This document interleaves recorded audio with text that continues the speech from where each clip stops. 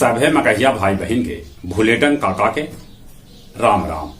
आथिन मगहिया खबर में सुनथिन देश दुनिया के खबर। जुमा के दिन न लोकल चांद इलेल अब मुहर्रम एतवार से शुरू हुए। ई दिन 1444वां हिजरी के भी शुरुआत हुए। भारतीय तट रक्षक बल समुद्र में फहरौलन तिरंगा।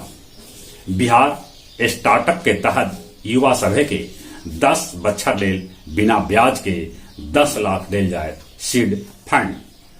पायलट आशुतोष शेखर 11 बेर कावर लेके बाबाधाम गेलन हल। अब वो दिल्ली से बाबाधाम लेल जहाज के पायलट बन के आज भरतन उड़ान। अधीर रंजन चौधरी राष्ट्रपति भी चिट्ठी लिख के मांगलन माफी।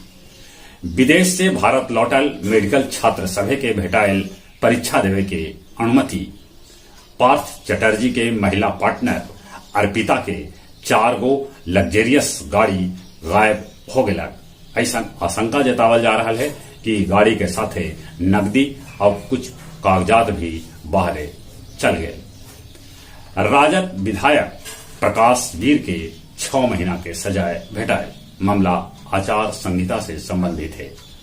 सारण में एगो निशेबाज बाप घर में सुतल बेटा के गोली मार के कर दिलक हत्या। रूस यूक्रेन के बीच लड़ाई अभियो है जारी। ऋषि सुनक इंग्लैंड के पीएम चुनाव लेल एक वोट ले लड़ाई लड़तन। यूएई में भारी बारिश से जिंदगी होलक अस्त व्यस्त। 27 बच्चर के रिकॉर्ड टूटल।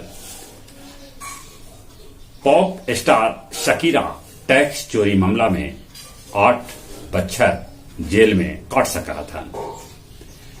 गया के मेयर गणेश पासवान के आयल हार्ट अटैक, अस्पताल में होलन भर्ती। गया जी के फतेहपुर में भेटायल मंकी पॉक्स के एगो संदिग्ध।